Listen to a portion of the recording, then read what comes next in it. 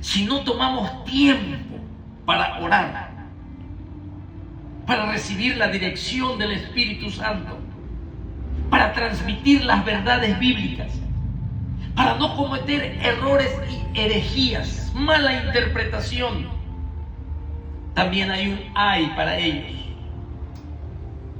Y dice que es mejor que se amarre una piedra de molino. Es mejor, dice en el versículo 2, que se le atase al cuello una piedra de molino y se le arrojase al mar, que hacer tropezar a uno de estos pequeñitos. Pedro lo sabía bien. Ellos van a ser líderes. Andrés estaba siendo instruido, iba a ser líder junto con Santiago, junto con Juan, junto con Jacobo, junto con Bartolomé, junto con los 12. Hay de ustedes, líderes, si enseñan, como dice aquí, mas os ruego, hermanos, en Romanos capítulo 16 y versículo 17, mas os ruego, hermanos, que os fijéis en los que causan divisiones y tropiezos en contra de la doctrina que vosotros habéis aprendido, en contra de la doctrina de Jesucristo. Es lo que está diciendo, que vosotros habéis aprendido.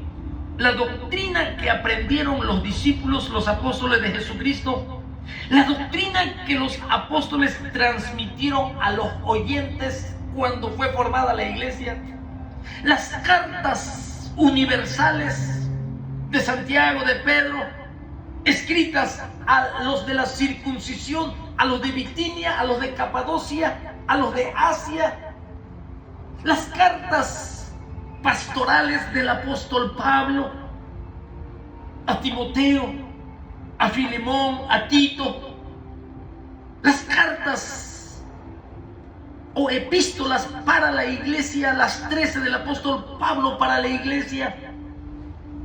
Hay de los que causan tropiezo en contra de la doctrina de Jesucristo. Ellos, los líderes, los 12 que fueron llamados para ocuparse de la circuncisión, el apostolado para los de la circuncisión, el apostolado para Israel, para los judíos, para anunciar el reino de Dios, el reino de los cielos. Y también Pablo, como líder, que se le dio las doctrinas, también él fue instruido por nuestro Señor Jesucristo.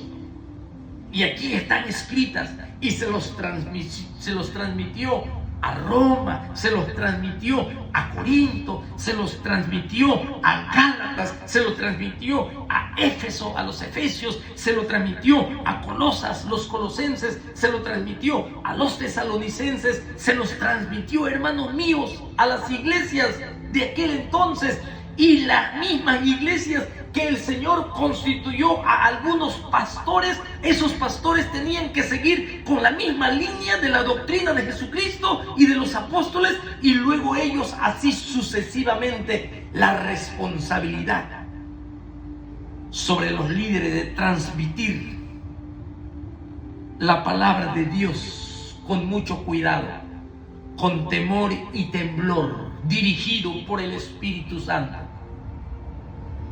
Así que también los tropiezos vienen sobre los que, aquí dice, los tropiezos en los que vienen en contra de la doctrina que vosotros aprendieron, que ustedes aprendieron. ¿De quién? De los apóstoles y de Jesucristo. Eso tiene una línea teológica, una línea de pensamiento. Tú no puedes agarrar un versículo bíblico, uno solo, y de ahí en tu mente haces una revolución y una interpretación de acuerdo a tu imaginación. No se puede.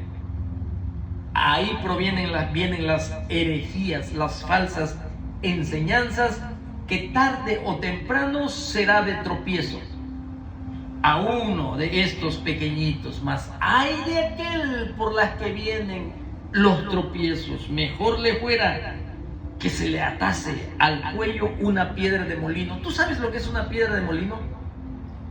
Es una piedra enorme que se usaba mucho, al menos para prensar los olivos y extraer el aceite. Unas piedras enormes de gran peso para triturar el olivo. Dice el Señor que es mejor aquel que haga tropezar, aquel que hace indolentemente la obra del Señor, aquel que no pone cuidado a la obra del Señor, aquel que lo toma con ligereza a sus hermanos, al cuerpo de Jesucristo. Hay sentencia. Hay sentencia. Aunque pase el tiempo, la sentencia va a llegar. Porque Jesucristo lo advierte. Ay de aquel. Ay de aquel. Ay de aquel. Es importante entender, hermanos, lo que Jesucristo quiso decir cuando habla de estos tropiezos.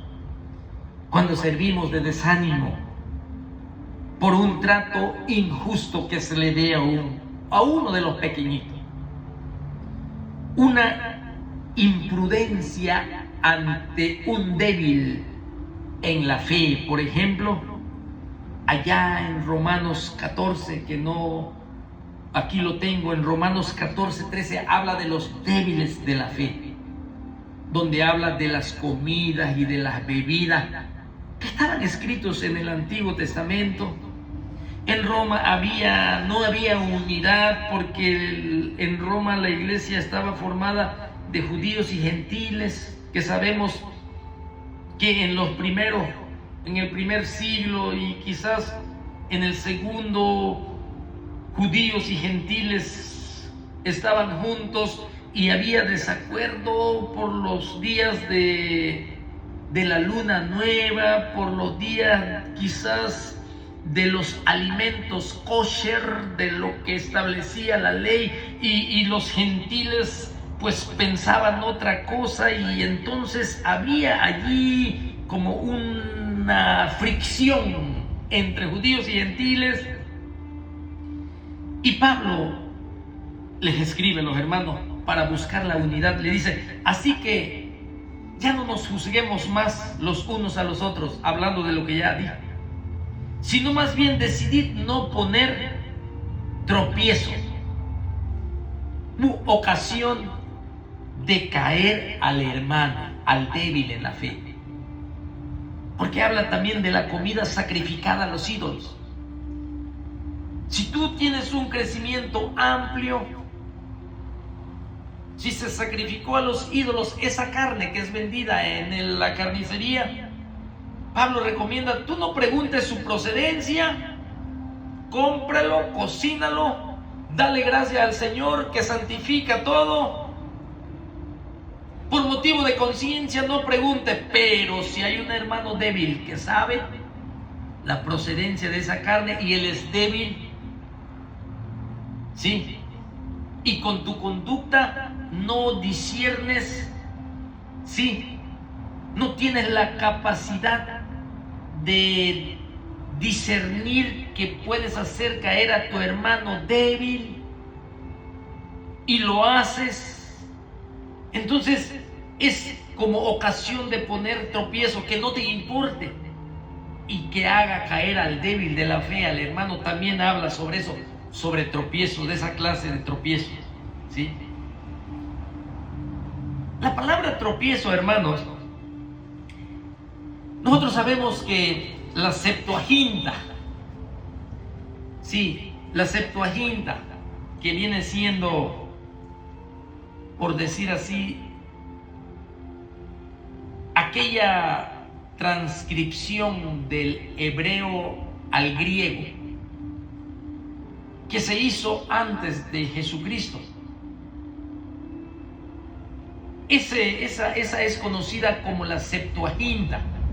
72 eruditos que pues lo tenemos o lo tuvieron en el tiempo de Jesucristo, esa Biblia. La Septuaginta en el griego, porque cuando Cristo vino a este mundo, lo que más se hablaba era el griego koiné, ¿sí?